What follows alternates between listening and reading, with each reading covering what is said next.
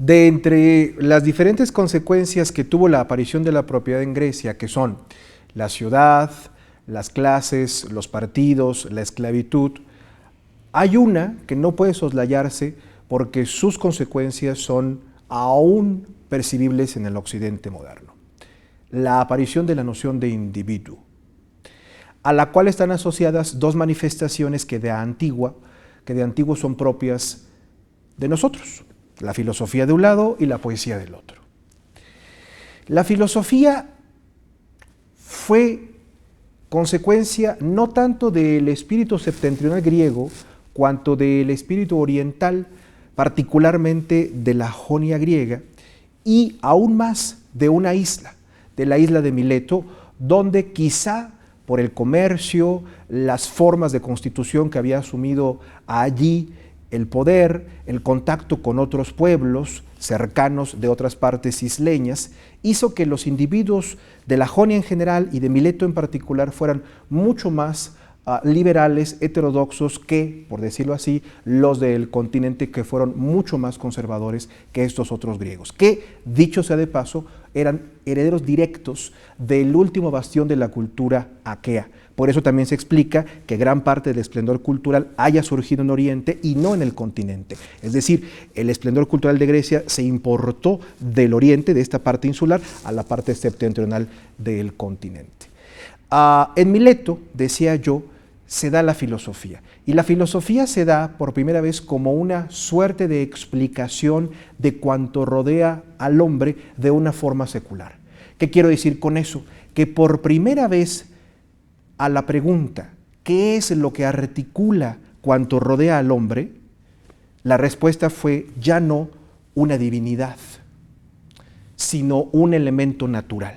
Entonces, a la pregunta que según la historiografía plantó por primera vez Tales, precisamente de Mileto, ¿cuál es el arjé de la physis? Es decir, ¿cuál es el orden según el cual se articula el mundo?, respondió: el agua. Importa, como dicen los historiadores, poco, los historiadores de la filosofía, poco la respuesta. Lo que importa es que se haya preguntado así lo que se preguntó y que haya respondido por un principio que no fuera ya trascendental. A partir de entonces, los que sigan a Tales, sus discípulos directos y espirituales, como Anaximandro y Anaxímenes, que van a proponer respectivamente el apeiron y el aire como los elementos que son lo que organiza el universo, a imagen y semejanza del agua de Tales, van a seguir en esa línea y a seguir explicando la realidad, lo que rodea al hombre, por un principio ya no trascendental. Y ese es el fundamento del empirismo, que a su vez es el fundamento del celebérrimo método científico. Entonces, con la filosofía, en cuanto forma especulativa fundamentada en la intuición de un fenómeno observable, se echan las bases de lo que grandilocuentemente llamamos ciencia, pero que originalmente fue una reflexión secular. Y por eso se la llamó física, porque la primera preocupación es qué cosa ordenaba lo que rodea al hombre, lo de afuera. Por eso estos tres, Tales, Anaximandro y Anaxímenes, se los conoce como los físicos de Mileto o los primeros filósofos de Mileto, aunque el nombre de filósofo se debe a Pitágoras unos siglos más adelante. Con la filosofía, pues, por primera vez, el hombre responde sobre lo que lo rodea con un principio no trascendental. Y eso entonces lo libera secularmente de otras formas de pensamiento que no son inferiores, solamente son diferentes toda vez que pertenecen al mundo comunal.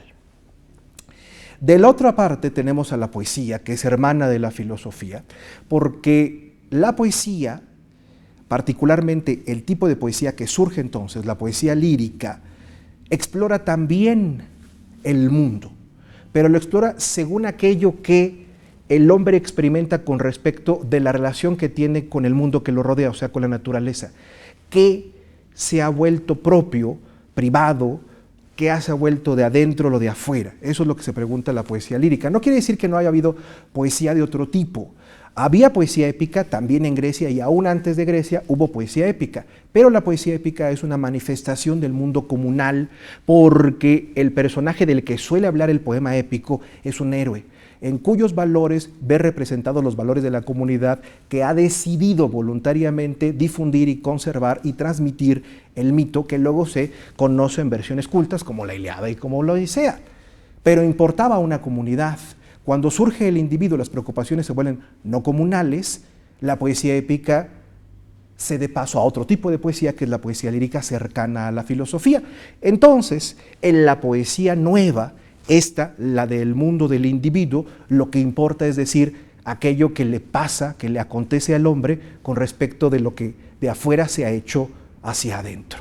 Así, por ejemplo, se trata del amor, del desamor, del odio, del emborrachamiento, de la no obtención del objeto deseado, de la frustración, de la guerra que se avecina, de la tristeza, del odio, del envejecimiento, de la muerte, de intuiciones y experimentaciones que ahora no son absolutamente familiares. Y nombres han quedado grabados en la historia, en los muros de la poesía del occidente, como Safo, Alceo, Anacreonte, Píndaro, los grandes príncipes de la poesía lírica.